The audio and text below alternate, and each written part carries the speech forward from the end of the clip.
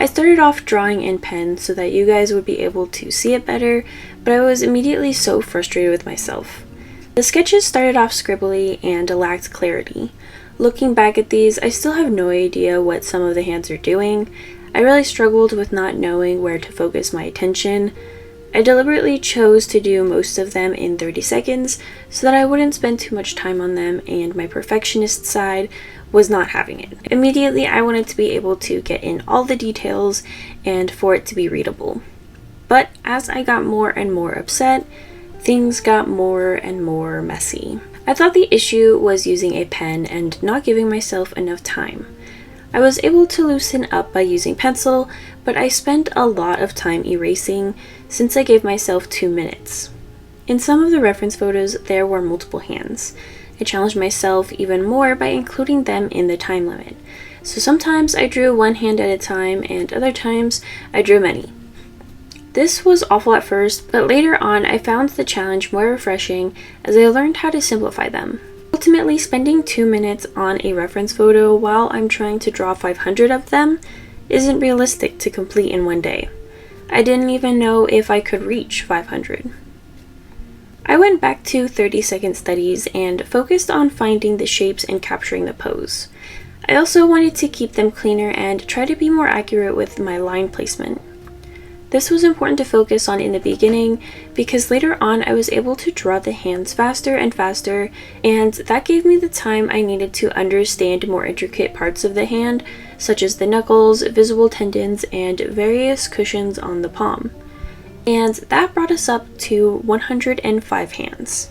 I started to let go of my perfectionism and feel more comfortable drawing hands that didn't look good, especially since it took 2.5 hours and I was only a fifth of the way there. I started to get a little tired of the repeat references on lineofaction.com and looked up other places to find references. I love lineofaction.com because of their different timing features. It's what really kept me at a good pace. But I found just over 50 references on drawpaintacademy.com. I was afraid to draw without a timer for each of them, so I set a timer on my phone to keep track of how long they took. It took 40 minutes to get through all 50. I tried to rush myself, but I definitely spent longer on these than I wanted to. But I did put more detail into them.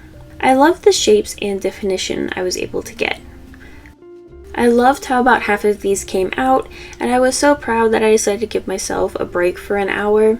We were up to 150 hands, so I ate some food and was feeling really excited to come back for more. It's important to note that when you're drawing this much, you have to take time to stretch and take care of yourself so that you can keep from getting pain in your wrists and hands.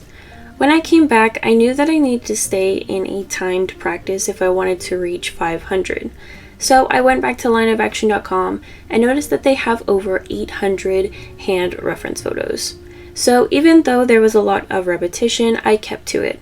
I was regretting taking a break because I wasn't feeling as confident when I got back to sketching, but I kept reminding myself how long it took to get through the last ones. After many slow and uncomfortable studies, I warmed back up and started trying to focus more on line quality. Observing and placing down lines more accurately would cut down a bit of time, and committing to lines that aren't right kept me from wasting time erasing and trying again. I continued to focus on shapes and started to get lazy and tired. I tried to just focus on getting things down on the page, even though I was exhausted. I stopped for another break at 5:30 and spent an hour relaxing.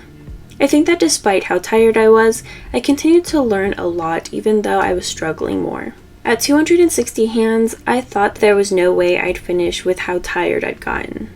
I was worried that by the end of this I'd be burned out or bored out of my mind. During the break, I was really dreading coming back to do more of them. I think I also underestimated how tiring this would be. I was prepared to stay up until 11 or 12 trying to finish, but now I was thinking I just wouldn't be able to. I did more 30-second studies and was so tired that I felt like I couldn't keep up.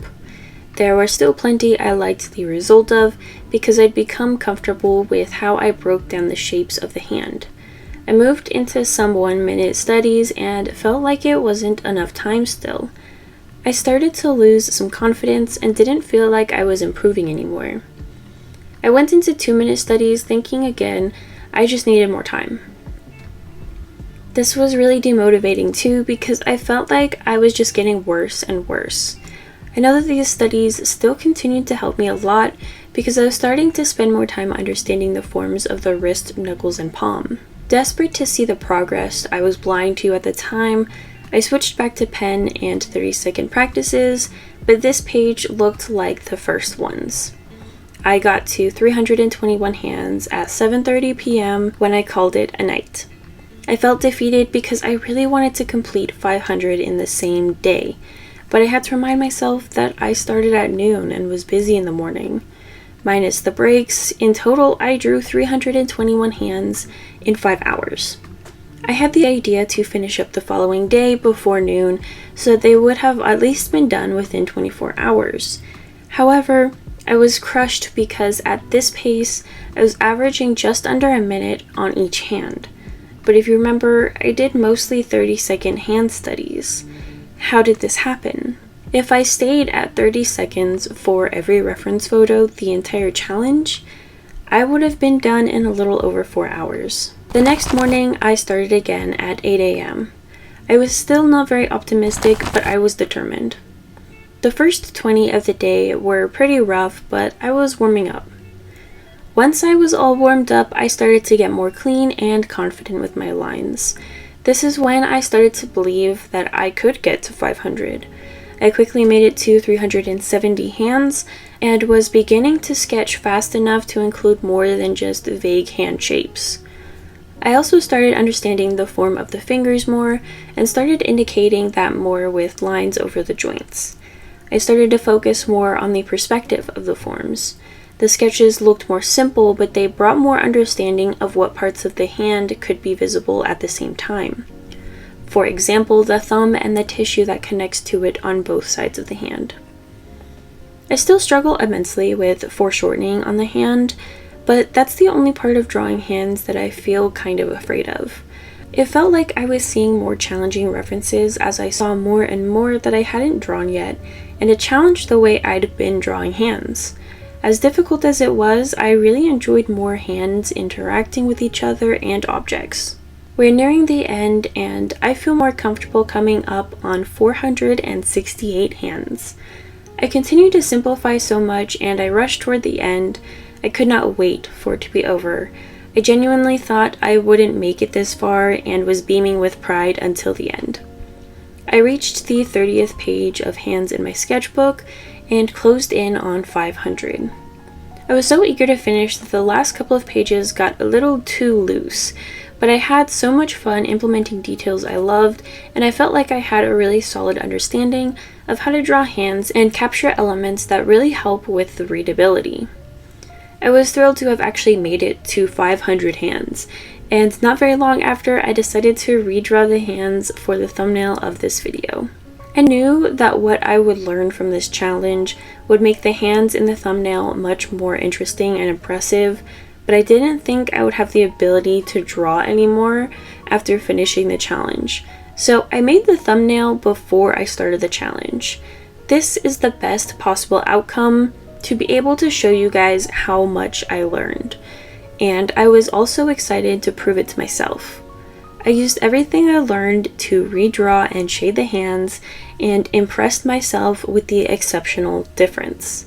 I exceeded my own expectations for myself and learned way more than I could have imagined. I overcame so much of my perfectionism in this, and it made me feel really empowered to use my sketchbook again. I often let my perfectionism get the best of me, and it always keeps me from believing in myself and appreciating my abilities with where they're at. It often keeps me afraid to experiment and try things because I worry too much about making something bad. I didn't fear this for a while after this challenge, and it allowed me to go into my next projects with confidence. I think this type of challenge is perfect for someone like me who struggles with perfectionism and getting myself to practice a lot. It won't be for everybody, and it can definitely create burnout if you're not careful.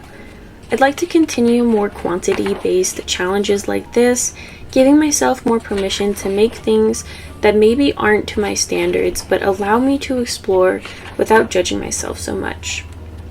I feel freer to explore without fear of being bad at it.